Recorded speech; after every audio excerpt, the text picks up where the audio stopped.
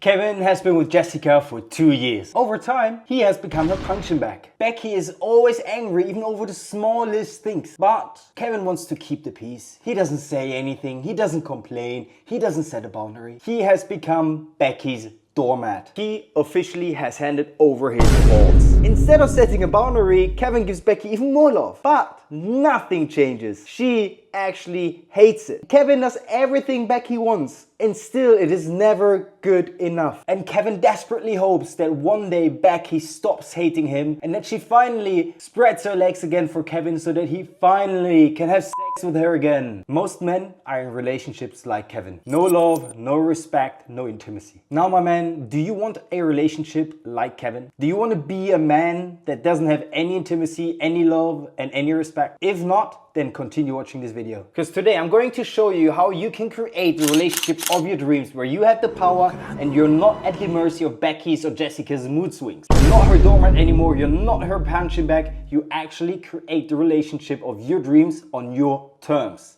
without being toxic. Because I'm going to walk you through the 5 secret factors that you need to master to get the relationship of your dreams. Secret number 1, how are you conveying yourself and your life to her? Whenever you enter a relationship, the relationship will have a frame. Frame is the context of the relationship. Now there are 3 potential frames you can enter a relationship with: the Kevin, the Andrew and the Hercules. Based on the frame that you lead the relationship with, she's gonna respond. As Newton famously said, every reaction has a reaction. So your action will determine her reaction because each frame will lead to an assumption. So if you lead with Kevin, introverted, shy, afraid to set boundaries, afraid to embrace conflict, guess what? She'll assume things about you. And that won't be positive. She will assume that you are a fucking pussy because she's associating the lack of leadership, the lack of boundaries with weakness. Now, if you were to lead with the Andrew frame, she will assume that you're confident and assertive because you're not afraid to set boundaries, you're not afraid to contain your feminine energy and put her in her place when she needs it. The fun fact about women is this one thing, bro. The same woman will react differently or respond differently to a different type of frame and guy. A woman, or every woman, is moldable. So when Becky is with a Kevin who's weak, insecure and shy and a nice guy, she's gonna start testing him. She's gonna push his boundaries because she knows he's going to fucking collapse because Kevin doesn't even know that shit tests exist. He doesn't have any clue what's going on because he believes in the myth of Hollywood and romantic love. And because of that, he never sets a boundary because he thinks he's a bad boy for setting a boundary. And that's why his relationship is going to collapse because he fails test after test after test. Now, Becky with Andrew would still test Andrew, but she would stop testing Andrew very quickly because unlike Kevin, Andrew actually passes these tests. These tests aren't evil, by the way. These tests are a survival instinct for a woman because she wants to know whether or not you're actually the man you pretend to be. Yeah, those aren't shit tests. I would actually call them congruence tests. And once you show her that you pass these tests, she feels safe, so she's going to stop testing you, bro. But it's why the Kevin will always get tested throughout the relationship because he never makes Becky feel safe. Andrew, on the other side, with his masculine energy,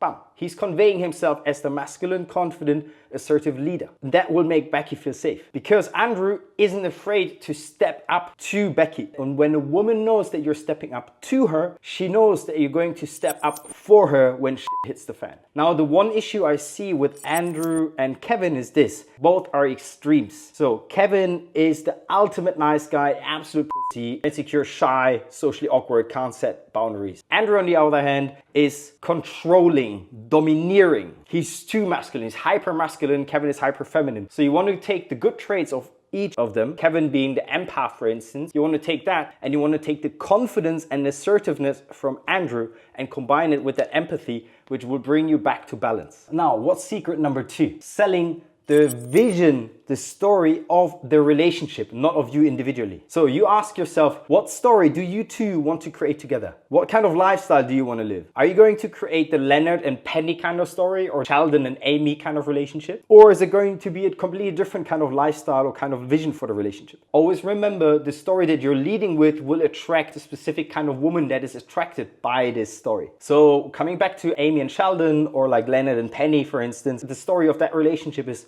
chill, learn, and be comfortable. You stay at home, you read books, play video games, right? pretty chill. Now, if you don't want Amy or Penny, but you want Tiffany the throat machine, Tiffany the party girl, you obviously cannot lead with the story of staying at home and reading books and playing video games, bro. So Tiffany wants a guy who can invite her to cool places, go on fun adventures, right? She wants someone who can throw massive parties, she can have fun with, and she wants a guy who she can be absolutely degenerate with. She only wants fun, adventure, getting drunk, being seen, getting male attention on Instagram. She doesn't think about tomorrow, only like she YOLOs. And she's definitely not interested in working on herself. So she's only gonna be with a guy who has the same values, the same vision, right? A guy who's not interested in working on himself. He's interested in getting drunk every weekend, be degenerate, and just let loose. He wants to just make money and be famous. Pretty low level of consciousness. Now, if you're not interested in Tiffany or an Amy or a Penny, there might be another kind of girl. Like if you look at the Hormozis, for instance. Alex Hormozi wanted to build an empire, and he attracted Lila in order to build that empire together. So if you're similar, you're looking for a woman that is ambitious, that is driven, that is confident, and that is willing to go into the trenches with you together. But she might be a bit more in her masculine energy. So the story that you're selling here is eternal growth and success. Or maybe you sell her a story of a blend of everything, like I did. I love dancing, I love having fun, but I don't drink anymore. I like working out, I like growing my business, and I like working hard. And I like to make an impact.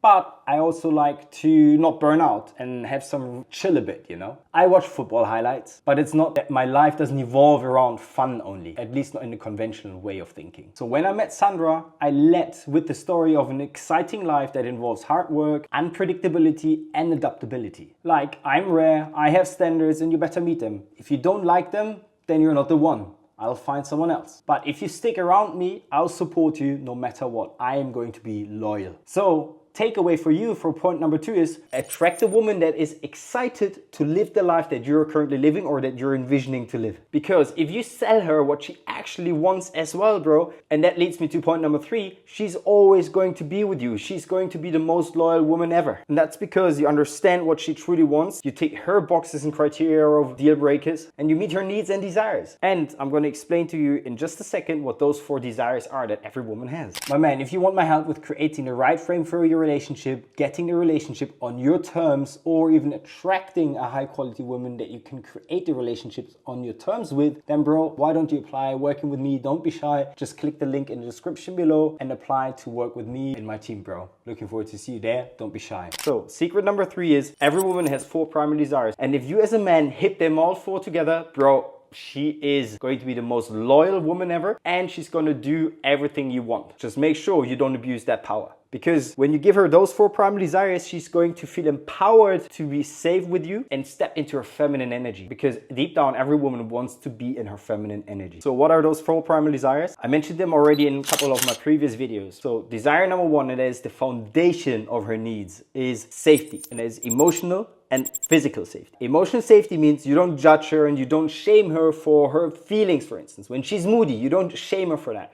You accept her being moody, because every woman will be moody. Even you will have bad days, right? How would you feel if you would be shamed for having a bad day? Wouldn't make you feel safe, right? So for her, it's the same. So that's emotional safety. Physical safety, quite obvious. Bro, make sure that when you look down on you, you can see your fucking pee-pee, bro. Don't be fat, hit the gym, be physically, look physically intimidating so that she can feel safe with you. Muscles subconsciously will trigger the feeling of safety. And then connection, emotional connection is so important, bro. And that's what Kevin as well as Andrew absolutely get wrong. Emotional connection doesn't mean that you please her, validate her. Emotional connection means that you get her. You know what she wants, you know her favorite snack, you understand, you get what she wants to eat, for instance. You know, when she can't decide, you help her there. You know her favorite travel destinations, right? And you surprise her with small things. That shows her that you get her, that you love her for her soul, not only for her looks. And then the 2 main other primal desires are adventure and charm, which is 1 desire, and leadership. And I'm going to show you in secret number 4 how you can unlock those. So secret number 4 is actually polarity. Depending on the frame you enter the relationship with, it's going to have an impact on the sexual polarity of the relationship. Because polarity is a result of the sexual energy between the masculine and the feminine. The masculine energy represents assertiveness, you're confident, you lead, you direct, and you're still loving and gentle. The feminine energy on the other side is nurturing, is also very confident, is supportive, and caring. The feminine softens the masculine, makes sure that the masculine isn't too hard, and the masculine makes sure that the feminine isn't too soft. Now, this dynamic creates a magnetic pull, similar to like polar opposites, right? Now, for thousands of years, women have been in their feminine energy. It's deeply wired into their primal brain, bro. And let me tell you this, every high quality woman wants to surrender into her feminine energy, but she can only do so if she is with a competent masculine man, only with a man that she can trust. Now, if you as a man fail to show up as this masculine man, as this masculine leader with a good heart, she's not gonna trust you, bro. And that means she won't be able to step into her feminine energy. That means if she's not in her feminine energy and you are not in your masculine energy, guess what? The relationship is depolarized. And that's why women start resenting their partner, because most men over time, they turn into little Kevins, insecure, not in their masculine, they reject their own masculine energy. And so she has to decrease her feminine energy and increase her masculine energy. So to make up for your lack of masculine energy in a relationship. So if you want a relationship on your terms, and if you want a woman that follows you, guess what, bro? You have to step into your masculine energy, man. Now, how do you empower her into her feminine energy? Obviously, as I said, by being assertive, by leading and directing the relationship without being a dictator. The other one is having good game, and that is secret number 5 to have a relationship on your terms. What I'm going to share with you is going to sound a bit counterintuitive, but hear me out, man. Good game starts with being able to walk away, man. How? By mastering good game. Because you can only walk away if you know that you can have other options further down the line. You're showing her that you would have other options, because otherwise you wouldn't walk away. And good game in a relationship means that you're still flirting and teasing her, because you're not afraid of losing her. And this is where technically really good game is so critical, because it helps you to project non-neediness, congruence, social proof, and abundance. Most men get this absolutely wrong. They think that good game means that you're like a bad boy, but you're not. Good game means that you control the frame, that you're able to be confident and assertive without being boring, without being predictable. Because most men assume that love means that you sacrifice yourself, but that's not true. If you only sacrifice yourself to keep the love alive, that's not love, that's a trauma bond, bro. And while I love Sandra like to the moon, I would still be willing to walk away if she fucks up a deal breaker. No matter how much it would hurt, I would walk away, bro. Out of principle and out of respect for myself, because if I would not walk away, it would convey to her that she was right. I don't respect myself. Because if you look at celebrities, they have all the status, they have all the money, but because they have those external factors, they don't have to work on the internal factors, such as good game, inner and outer good game, by the way. Inner game being your confidence, outer game, flirting and teasing. And because they never had to really learn the game, because they led with external factors, they ended up bending over and sacrificing themselves just to be with her, stay with her, and never lose her, because they loved her so much. Will Smith being the predominant example.